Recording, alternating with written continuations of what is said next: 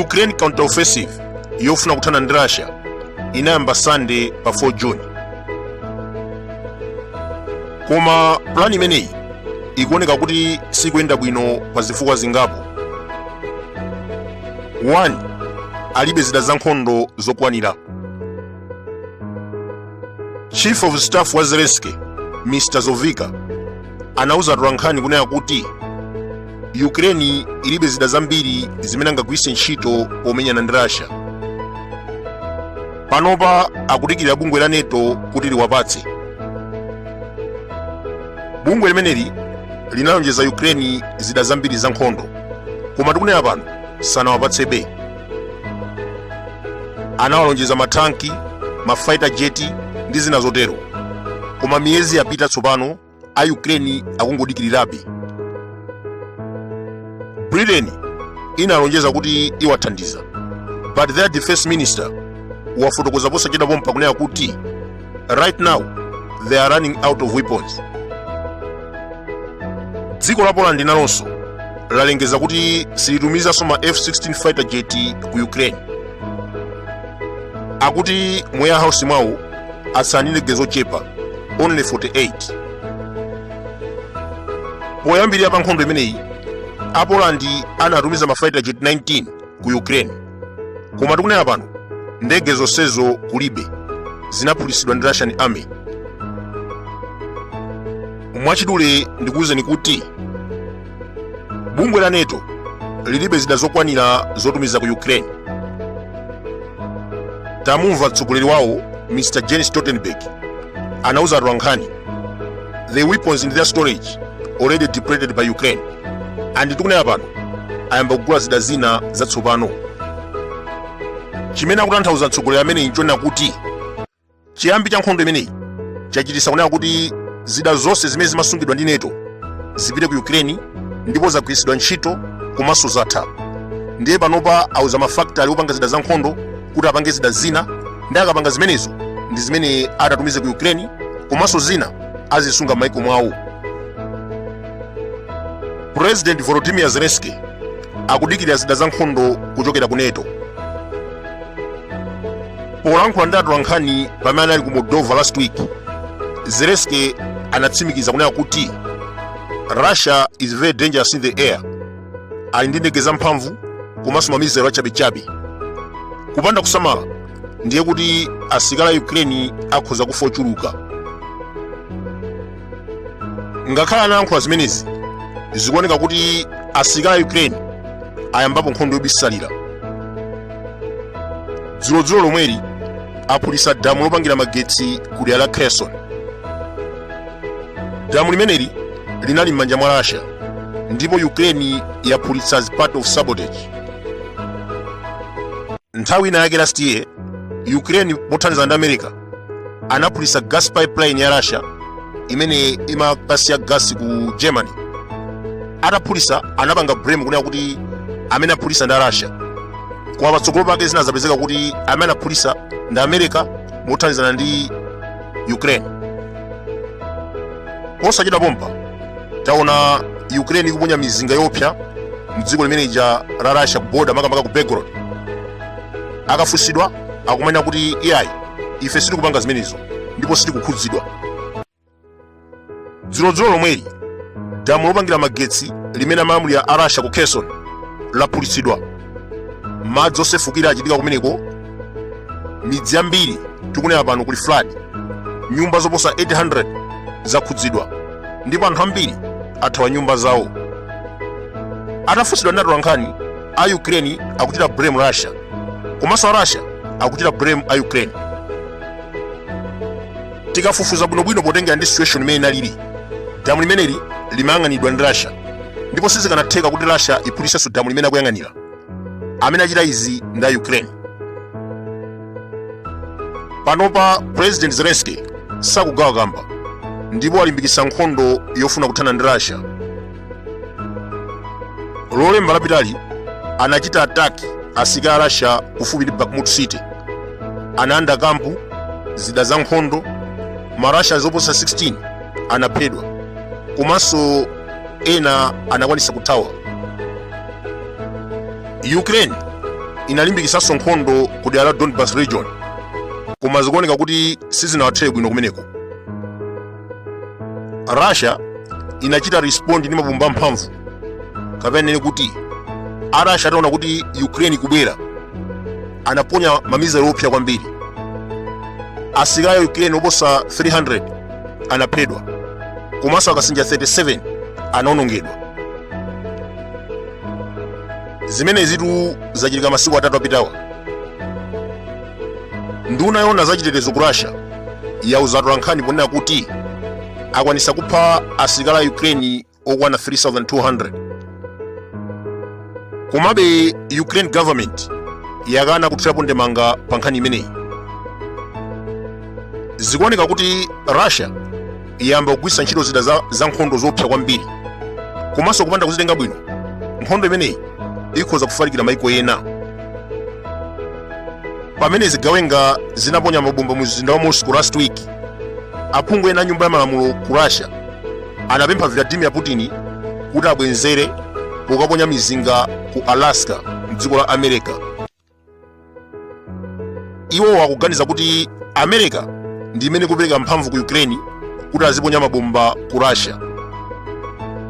Ndiye pali MP wina amene anayima mu nyumba ya malamulo imene matchedwa kuti Duma, ndikunena kuti a president, tikunena inu ya President Putin, tikufuna mungabwezere chipongwe chimene achita anthu amene wapoponya mizinga ku Moscow. Inuyo tikufuna mukaponya mabomba ku dera la Alaska m'dziko la America. Inu mukudziwa kuti Alaska sili patali kwambiri ndi Russia. Ndiye MP ameneyi amauza Putin kuti aponye mabomba kumeneko kuti nawonso America amve kupweteka. Komabe mmene mukudziwira kunena kuti kungoponya bomba limeneli ku Alaska ndizachidziwikire kuti nkhondo pakati pa America ndi Russia yayambika. Ndi chifukwa muzaona kuti nthawi zambiri America ikumakana kunena kuti zida zimene tikutumiza ku Ukraine sitikufuna kuti zichite attack ku Russia, chifukwa waja kudziwa kunena kuti akangovomera zimenezi ndizachidziwikire kuti Russia iyambanso kuponya mabomba ku America, zomwe zidachititse kuti World War III iyambe. In addition, taona Russia ikutumiza chindege chachikulu cha nkhondo m'dziko la Norway. Ndege imeneyi Tu-95 bomba simauluka chisawawa, imauluka nthawi ya nkhondo yokhayokha, andikamauluka imakhala ndi mabomba otcheratchera. Ndege imeneyi ili ndi mainjini 4, komanso ndi yayikulu kuposa ndege zonse za nkhondo m'dziko la Russia. Masiku apitawa anthu anayiona ikuluka mu mlengalenga mbali ya Norway, zimene zapereka chiopsezo kwa anthu ambiri a ku Europe. Inu mukudziwa kuti Norway ndi membala wa NATO, andi zimene anachita Vladimir Putin potumiza ndege ikuderalo zakhala ngati kuderera. Msilikali wina wa ku America wa udindo wake ndithu wachenjeza bungwe la NATO kunena kuti isamale kwambiri chifukwa Russia si dziko wamba. Chingerezi chake General Ben Hodges anena kuti Russia military mobility is very faster than NATO.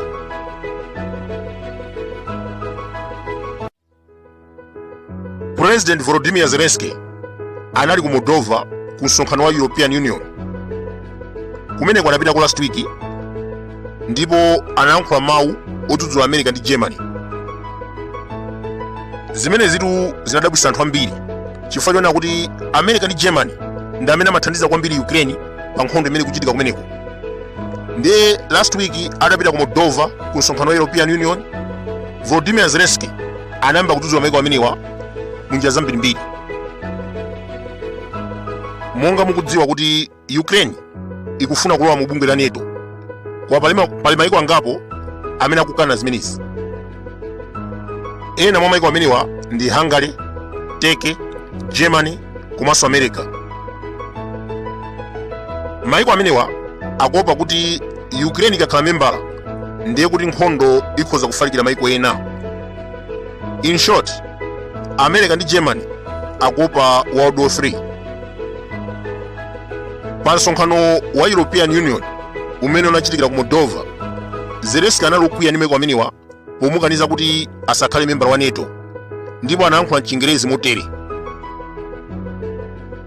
Some NATO nations are afraid of Russia and that is why they are rejecting our membership.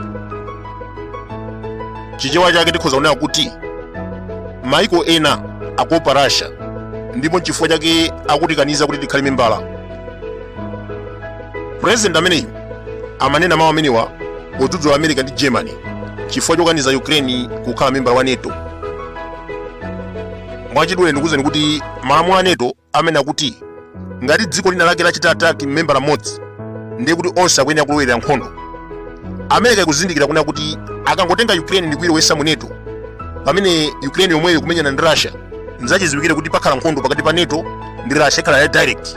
Russia ikhoza kuchita ataki Germany, Britain, ngakhalenso America. Ikhoza ngakhale kupulisa nuclear weapon chifukwa chona kuti akhala pa nkhondo ndi anthu onsewo. Ndi ichitu chifukwa chake Germany ndi America, Hungary komanso Turkey akukana kunena kuti iyayi nthawi yake sino yokuti Ukraine ilowe m'bungwe la NATO. Akuyenera adikire kaye, nkhondo ikadzatha mwina adzakhala ndi moyo umenewo. Zonsezi America ndi Germany akuchita osati kudana ndi Ukraine, koma akuchita pofuna kupewa World War III. Last week ndi manena zakusagwirizana kumene kuchitika m'dziko la Russia. Zigawenga zina zikulimbana ndi ulamuliro wa Vladimir Putin. Ku Ukraine nakonso kwabuka chipwirikiti pamene Zelensky wayamba kulimbana ndi otsutsa boma. Pamene anali ku Moldova, iyeyo anayankhula mawu ena kunena kuti in Ukraine we have big enemies more than Russia. Chichewa chake tikhoza kuti ku Ukraine tindi adani ambiri oposa Russia. Anthu ambiri akukhala ndi mafunso onena kuti kodi Zelensky polankhula mawu amenewa amatanthauza chani? Last week ndimanena zachina David Kapstein komanso mkulu wa Wena Group amene akumayankhula mawu ena ake odzudzula president ngakhalenso nduna zake.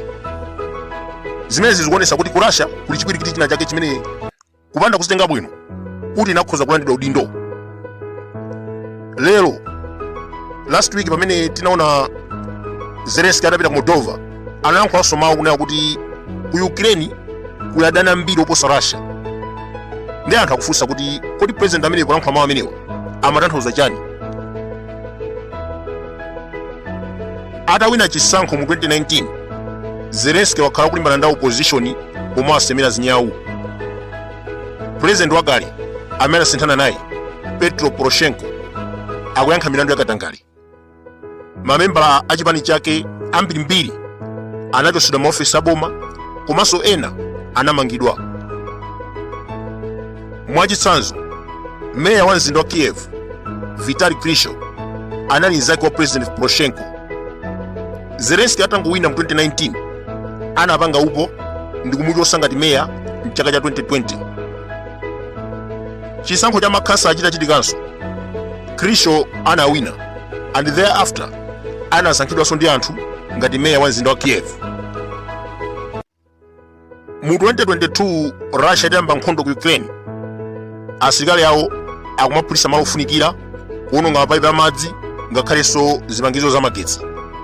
Ndinafotokozapo mbuyo mukuti asilikali a Russia akumapezeka kuti kupulisa ndithu zipangizo za magetsi, madzi, kupezeka kuti matauni ambiri kukhala 24 hours opanda magetsi ndi madzi. Vuto limene lisira Zelensky kapena meya. Koma chimene chikumachitika nchona kuti pandale Zelensky akaona kuti magetsi azima ku Kiev kapena bomba lapha munthu, akumabwera pa wailesi ndi kuyamba kudzudzula meya ameneyo kunena kuti sakuthandiza anthu. Timaona kumalawi kuno magetsi akazima timaona kuti president amene sakuthandiza, iyayi anduna za magetsi sakuthandiza, timaona zimenezo. Zambiri zikachitika ngakhale cyclone anachitika, anthu amathanso kudzudzula boma potengera kuti mwina mwake anthu aja sakuthandizidwa, anthu timaona kuti boma sikuchitapo kanthu. Ku Ukraine Russia ikapulisa bomba ndi kuzimisa magetsi, madzi kapena kupha munthu, Zelensiky akumapita pa wairesi ndikuyamba kudzudzula meya ameneyo kunena kuti sakuthandiza anthu. Zonsezi zikuchitika chifukwa choti Mr. Krisho ndi munthu otchuka. Palinso mphekesera onena kuti akufuna kuyima ngati presidential candidate pa chisankho chotsatira. Ichi ndi chifukwa chake boma likumulondalonda, chifukwa sizoona kunena kuti nkhondo bomba lophulitsa Russia ndikukaphwasula kani magetsi kandi kukapha munthu ndiye president ndikumana kuti ayi. Zonsezi zikuchitika chifukwa chana kuti meya ameneyi sakutithandiza. Pamene papa zikumaoneka ngati kuti it's politically motivated. Inalipo nthawi yake apolisi anatumizidwa ku nyumba kwake kwa secha pomuganizira kuti ankachita zakatangale. Apolisi amenewa atafufuza sanapeze chilichonse. Mr. Krisho anauza atolankhani ponena kuti Zelensiky ndi amene anatuma anthuwo ndi cholinga chofuna kumuyipitsira mbiri. Mwina ambiri mukhoza madabwa kuti ndi chifukwa chani Zelensiky amakonda kumulondalonda munthu ameneyi. Mkulu ameneyu ndi otchuka kwambiri pakati pa chinyamata. Anali katswiri wankhonya odziwika bwino pa dziko lapansi. Wakhala Kiev mayor since 2014. Komanso panopa akulakalaka atakhala president wa dziko. Mene ndakuzirani kale kuti iyeyu ambition yake ndi kuti adzakhale president. Andi nthawi yake mu 2019 ankafuna kuyimira ngati president. Anachita kusiya chifukwa choti nzake Poroshenko nayenso ankayimira ndi anapereka mpata kwa nzakeyo. Ndiye panopa pali mwayi waukulu kwambiri wona kuti iyeyu akhoza kuyimira kukhala president wa dziko. Ndipo chifukwa chake Zelensiky akumulondalonda. Kupatula mkulu ameneyu Mr. Krisho, President Zelensiky wapanga maudani ndi mameya ambiri. Ndikuwuzeni kuti pafupifupi mameya onse aku Ukraine amadana ndi Zelensiky. Mwezi wa April chaka chino Zelensiky anamanga meya wa ku Poltava. Poltava ndi katawuni kena kamene kamapezeka kumeneko. Kumeneko kuli meya otchedwa Mr. Alexander Mamai. Zelensiky ankamudzudzula mkulu ameneyu kunena kuti amasapota Russia, ngakhale panalibe umboni otsimikiza zimenezi. Meya ameneyu amachokera ku Eastern Region, ndi wa mtundu wa Chirasha komanso amayankhula chilankhulo cha ku Russia. Zifukwa ngati zimenezi ndi zimene zinachititsa kuti amangidwe komanso kuchotsedwa pa mpando ngati meya. Mtawuni inanso yotchedwa Chernihiv kuli meya kumene kotchedwa Atroshenko, nayenso anamangidwa komanso kuchotsedwa pa mpando akuti chifukwa cha katangale. Otengera ndi zimene anatiuza aboma, amamuzenga mlandu kugwiritsa ntchito galimoto ya boma pa zinthu za kunyumba kwake. Terekeze anduna aja amapasidwa galimoto ya boma. Ndazipezeka kuti weekend akupita kaya ndikukwati, kaya kupita kaya ndikuti kaya terekeze kunyanja, ndapezeka kuti atenge galimoto ya boma ija ndikupitira kumene koko. Nizomwe sanachita meya ameneyu Atroshenko. Anatenga galimoto ya boma ndikumakapanga zinthu zofuna zake za personal use. Ndiye boma la Zelensiky linammanga ndikumuchotsa pa mpando. Nkhani imeneyi ya Atroshenko sinasangalatsa anthu ambiri aku Ukraine, potengera kuti meya ameneyu ankachokera chipani chotsutsa boma. In short, nkhani imeneyi inali yaying'ono kwambiri. Munthu kugwiritsa ntchito galimoto ya boma for personal use inali nkhani yaying'ono sanayenera kuchotsa ngati meya, koma Zelensiky anamuchotsa. Ndi anthu ambiri akuona ngati president ameneyi akupanga political witch hunting against opposition. Nayenso meya wa ku Odessa Mr. Trukhanov anamangidwa pomuganizira kuti anali supporter wa Russia. Mkulu ameneyu wamangidwa miyezi 2 yapitayi, koma nkhani sikuti amasapota Russia, koma mtundu, chilankhulo komanso chikhalidwe chimene akuchokera. Zelensiky sakufuna anthu a mtundu wa Russia m'boma lake, ndipo ndi chifukwa chake anamanga komanso kuchotsa pa mpando meya ameneyu.